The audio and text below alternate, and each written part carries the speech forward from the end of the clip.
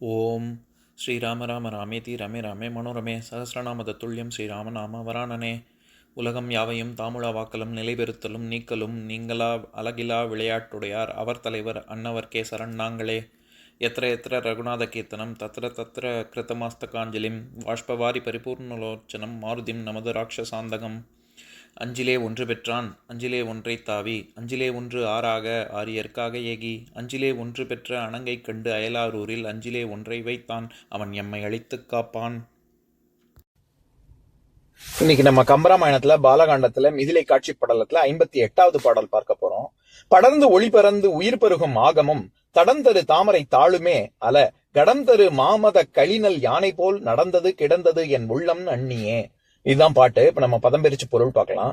படர்ந்து ஒளி பறந்து, அகன்ற ஒளி பறந்து உயிர் பருகும் காண்போர் உயிரை பருகக்கூடிய ஆகமும் அவனது திருமார்பும் தடம் தரு பெருமை மிக்க தாமரை தாளுமே செந்தாமரை போன்ற திருவடிகளும் என்னும் அல இவையே அல்ல கடம் தரு மாமதம் கன்னத்திலிருந்து வழியும் மிக்க மதநீரையும் களி நல் யானை போல் களிப்பையும் உடைய சிறந்த ஆண் யானை போல நடந்தது. அந்த இளைஞன் நடந்து சென்ற நடையழகு என் உள்ளம் நன்னி என் மனத்தில் பொருந்தி கிடந்தது எப்பொழுதும் நீங்காது பதிந்துள்ளது. இப்ப நம்ம இந்த பாட்டுல இருக்கக்கூடிய நயங்களை பார்க்கலாம். அதாவது சீதை ராமனுடைய மார்பழகு, தாமரை திருவடிகளின் அழகு, இவற்றை விட அவனுடைய நடை அழகில் தன்னுடைய மனம் முழுவதுமாக நன்றாக பதிந்தது அப்படின்னு தெரிவிக்கிறார். அதுதான் இந்த பாட்டு. இதுல சில வார்த்தைகள் மட்டும் பார்க்கலாம். அதாவது எப்பேற்பட்ட திருவடிகள் அப்படின்னா தடம் தரு தாமரை தாள் அப்படின்னு சொல்றா. இந்த இடத்துல தடம் அப்படிங்கிற நம்ம ஏற்கனவே 534வது பாடல், அதாவது வரிசிலை தடக்கையன் அப்படின்னு சிலை ஏந்திய ராமன் வில்லேந்திய ராமன் அப்படின்னு பார்த்தோம்ல, அப்பயே தடக்கையன் அப்படின்னு பெருமை மிக்க கைகள் அப்படின்னு பார்த்தோம்ல. அதனால அதே பொருள்ல தான் இங்கேயும் வருது. தடம் தரு தாமரை தாள் அப்படின்னா ரொம்ப பெருமை மிக்க திருவடிகள் அப்படின்னு ஒரு பொருள். இன்னொன்னு தடம் அப்படிங்கிறது தடாகத்தையும் குறிக்கும். தடாகத்தில் பூத்த தாமரை அப்படின்னும் பொருள் கொள்ளலாம். அதுலயே இன்னொரு அர்த்தமும், மூணாவது அர்த்தமும் வருது. என்னன்னா பறிக்கப்பட்டு வாடி போகாத அன்று பூத்த மலர் அப்படின்னும் பொருள் கொள்ள முடியும். இந்த மாதிரி 3 விதமாக பொருள் கொள்ளலாம். அடுத்தது கடம் தரு மாமத களிநல் யானை போல் நடந்தது அப்படின்னு. பொதுவாகவே ஒரு யானையின் நடை ரொம்ப அழகாக இருக்கும் அப்படின்னு நம்ம எல்லாருக்குமே தெரியும். அதாவது ஒரு பெரியவங்க அந்த காலத்திலேயே சொல்லியிருக்காங்க, 3 விஷயங்கள் எப்பவுமே சலிப்பு தட்டாது நமக்கு அப்படின்னு. ஒண்ணு கடல் அலை. எல்லாருக்கும் தெரியும், சின்ன குழந்தைங்கள்ல இருந்து பெரியவங்க வரைக்கும், ஆண்களாக இருந்தாலும் சரி பெண்களாக இருந்தாலும் சரி யாராக இருந்தாலும் சரி, கடற்கரைக்கு போய் உட்கார்ந்தோம்னா, இப்ப அலைய வேடிக்கை பாக்குறதுக்கு உட்கார்ந்தோம்னா சரி வாங்க கிளம்பலாம் அப்படின்னு சொன்னா யாரும் லேஸ்ல வரமாட்டாங்க. இன்னும் கொஞ்சம் நேரம் பாக்குறேன், இன்னும் எத்தனை அலை, அது ஒவ்வொரு அலையும் ஒவ்வொரு விதமான அனுபவத்தை நமக்கு கொடுக்கும். பார்த்து கொண்டே இருக்கலாம். அந்த மாதிரி யானைய சொல்லுவாங்க. யானை நடக்கணும்னு அவசியம் இல்லை, ஒரே இடத்துல நின்னா கூட போதும். அது எப்பவுமே 4 கால்ல அப்படியே ஏதாவது ஒரு காலை தூக்கிட்டு தான் இருக்கும். மாறி மாறி அசைந்து கொண்டே இருப்பதுதான் யானை. அதை பார்க்க இன்னும் கொஞ்சம் பார்க்கணுங்கிற ஆவல் தான் ஜாஸ்தியா போகும். அதே மாதிரி 3வது விஷயம் ராமாயணம். எல்லாம் ராவணன் சீதையை தூக்கின்னு போனா ராமன் மீட்டு ராவன் யுத்தம் செய்து சீதையை மீட்டான் அப்படிங்கிற ராமாயண கதை தான் எல்லாருக்கும் தெரியும். யுகங்களாக இன்னைக்கு நேத்து கிடையாது, பல யுகங்களாக இந்த கதை வழியாக எல்லோரும் உபன்யாசகர்கள்லாம் இதெல்லாம் சொல்லிக்கிட்டு தான் இருக்காங்க. ஆனா எல்லாரும் கேட்டுன்னு தானே இருக்கோம். அதுல புதுசும் இன்னைக்கு நம்ம ஏற்கனவே நம்ம பார்த்த பாடல்களே திருப்பி போட்டு கேட்டா கூட நமக்கு இன்னும் புது அர்த்தங்களும் வரும். கேட்க சலிப்பும் தட்டாது. எதுக்காக சொல்ல வரேன், இப்ப சாதாரண கவிஞர்கள்னா யானை போல் ராமன் நடந்து வந்தான் அப்படின்னு சொல்லி ரொம்ப சாதாரணமா சொல்லிடுவோம். ஆனா கம்பர், நான் எப்பவும் சொல்றதுதான், அடைக்கே அடை கொடுப்பவர் தான் கம்பர். ஒரு யானை போல் நடந்தான் அப்படிங்கிறதுக்கு 5 அடை கொடுக்கிறாரு. என்னன்னா மத யானை போல் நடந்து வந்தான் அப்படின்னா மத யானை கோபமா தான் வரும். அப்படின்னா அச்சிச்சோ கோபமான அர்த்தம், அந்த கோபமா வருது அப்படின்ற பொருள் வந்துடக்கூடாது அப்படிங்கறதுனால மத களி யானை அப்படின்னு சொல்றாரு. களிப்பு, அங்க சந்தோஷத்துல ஒரு யானை வந்தா எப்படி இருக்கும், அந்த மாதிரி ராமன் சென்றான் அப்படின்னு சீதை மனசுல பதிஞ்சிருக்கு. அதுலயே நல் யானை, சாதாரண யானை கிடையாது. அது என்ன நல் யானை அப்படின்னா எல்லா யானையும் தான் பாக்குறதுக்கு ரொம்ப அழகா இருக்கும். ஆனா இங்க ராமன்ங்கிறது யுக புருஷன்ல, அதனால இது சாதாரண யானை கிடையாது, இது மிகச்சிறந்த யானைகளிலே சிறந்த யானை அப்படிங்கறதுனால நல் யானை அப்படின்னு ஒரு அடை சேர்க்கிறாரு. அது மட்டும் இல்லாம சரி மத நீர் எப்படி வருது அப்படின்னா மாமதம், வெறும் சாதாரண ஒரு மத யானை கிடையாது, ரொம்ப மிகப்பெரிய மத யானை அப்படின்னு. அந்த மத நீரும் எங்க இருந்து வருது? கடம் தரு அப்படின்னு. இந்த இடத்துல கடம் அப்படிங்கிற சொல்லுக்கு கடமை, நம்ம காலை கடன்கள் அப்படின்னு சொல்லி பூஜை புனஸ்காரம்லாம் சுவாமிக்கு செஞ்சுட்டு தான் நீ வந்தியா அப்படிங்கிறது தான் காலை கடன்கள் முடித்து விட்டாயா அப்படின்னு கேட்கிறோம். நம்ம இப்ப ரொம்ப கொச்சப்படுத்தி அதை சொல்றோம், ஆனா உண்மையான அர்த்தம் அதுதான். அந்த ஒரு பொருள் இருக்கு. அடுத்து கடன், நம்ம சாதாரணமா கடன் கொடுத்து கடன் வாங்குறது, அது அந்த பொருள் இருக்கு. இதெல்லாம் தவிர நீதி, பாவம், காடு, கோபம், இப்படிலாம் பல பொருள் இருக்கு. இந்த இடத்துல கடம் அப்படிங்கிறது ஒரு கன்னத்திலிருந்து வரக்கூடிய மத நீரை தான் குறிக்குது. ஆக இந்த மாதிரி எதுக்கு சொல்ல வந்தேன், இந்த மாதிரி 5 அடை சொற்கள் யானை போல் நடந்தது அப்படிங்கறதோடயே சேர்க்கிறாரு. நடந்தது கிடந்தது என் உள்ளம் நன்னியே, நன்னுதல் அப்படின்னா ரொம்ப பொருந்தி இருத்தல் அப்படின்னு அர்த்தம். சீதை மனசுல நல்லா ஆழமா பதிஞ்சிருச்சு அப்படின்னு சொல்றாரு கம்பர். இங்க திருமார்பை குறிக்கும் பொழுது, ராமனின் திருமார்பை குறிக்கும் பொழுது என்ன வார்த்தை பிரயோகிக்கிறாரு?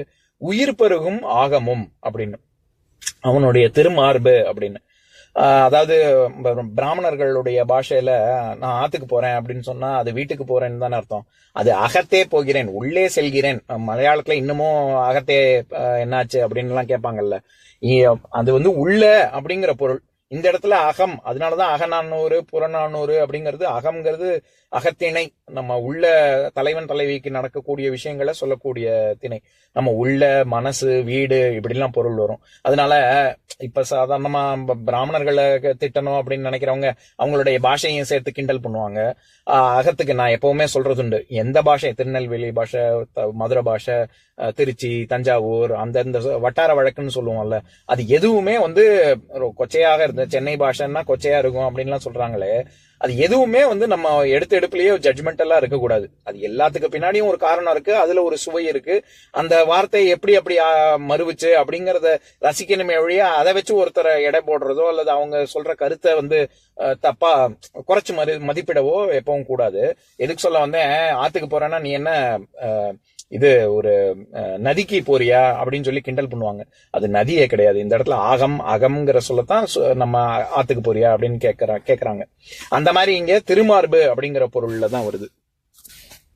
எப்பவுமே நம்ம கம்பர் கிட்டக்க ரசிக்க வேண்டிய சுவாரஸ்யமான விஷயங்கள் என்னன்னா, அவர் என்ன மாதிரியான அடை கொடுக்கிறாரு அப்படின்னு.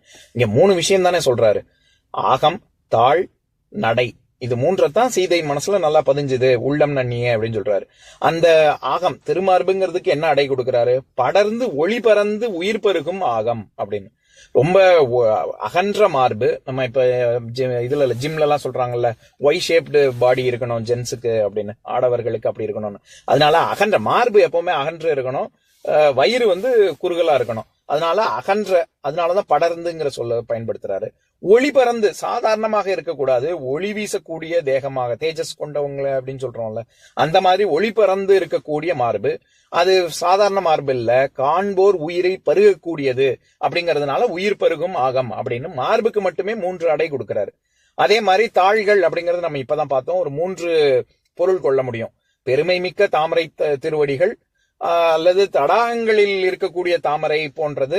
3வது அன்று பூத்த மலர், யாரும் பறிச்சு வாடி போய் நிறைய நாள் ஆனது அப்படிங்கிற பொருள் கூடியது அப்படின்னு 3 பொருள். யானை போல் நடந்தார் அப்படிங்கிறதுக்கு 5 விதமான அடைச்சொற்கள். கடம் தரு, மா, மத, களி, நல், யானை, 5 பொருள் வர்ற மாதிரி கம்பர் இயற்றிருக்கார். இதெல்லாம் தான் நம்ம ரசிக்க வேண்டியது. இப்ப நான் பாட்டை இன்னொரு தடவை படிக்கிறேன், கேளுங்க. படர்ந்து ஒளிபறந்து உயிர் பெருகும் ஆகமும் தடந்தரு தாமரை தாளுமே அல கடந்தரு மாமத களிநல் யானை போல் நடந்தது கிடந்தது என் உள்ளம் நன்னியே. இன்னொரு நாள் இன்னொரு பாட்டு பார்க்கலாம். ஓம் சாந்தாகாரம் புஜகசயனம் பத்மநாபம் சுரேஷம் விஸ்வாதாரம் ககனசத்ரசம் மேகவர்ணம் சுபாங்கம் லக்ஷ்மீகாந்தம் கமலநயனம் யோகி ஹிருத்யானகம்யம் வந்தே விஷ்ணும் பவபயஹரம் சர்வலோகைகநாதம். உம்பரோடு இம்பர்காரும் உலகம் ஓர் ஏழும் ஏழும் எம்பெருமான் என்று ஏத்தி இறைஞ்சி நின்று ஏவல் செய்ய தம்பியரோடும் தானும் தருமமும் தரணி காத்தான் அம்பரத்து அனந்தர் நீங்கி அயோத்தியில் வந்த வள்ளல். ஓம் பூர்ணமத பூர்ணமிதம் பூர்ணாத் பூர்ணமுதஸ்யதே பூர்ணஸ்ய பூர்ணமாதாய பூர்ணமேவாவசிஷ்யதே. ஓம் சாந்தி சாந்தி சாந்திஹி. ஓம் சர்வேஷாம் ஸ்வஸ்திர்பவது சர்வேஷாம் சாந்திர்பவது. सर्वेषां पूर्णं भवतु, सर्वेषां मङ्गलं भवतु। ॐ शान्ति शान्ति शान्तिः। ॐ सर्वे भवन्तु सुखिनः, सर्वे सन्तु निरामयाः, सर्वे भद्राणि पश्यन्तु, मा कश्चित् दुःखभाग् भवेत्। ॐ शान्ति शान्ति शान्तिः।